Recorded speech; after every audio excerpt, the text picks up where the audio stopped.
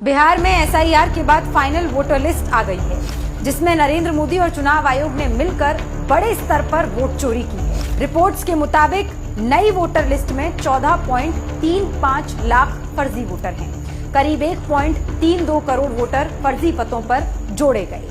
मृतकों के नाम फाइनल वोटर लिस्ट में शामिल हैं। एक ही नाम वोटर लिस्ट में कई बार दर्ज है।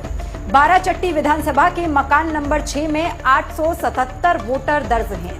मटिहानी विधानसभा के एक घर में 855 वोटर दर्ज हैं। परसा विधानसभा के एक घर में 853 वोटर दर्ज हैं। पिपरा विधानसभा के एक मकान में 505 और एक अन्य घर में 442 वोटर दर्ज हैं। नई लिस्ट आने के बाद साफ हो गया है कि नरेंद्र मोदी और चुनाव आयोग वोट चोरी में लगे हैं और एसआईआर इनका नया हथियार है। लेकिन नरेंद्र मोदी याद रखें, उनका वोट चोरी का खेल जनता समझ चुकी है और चुनाव में जवाब देगी।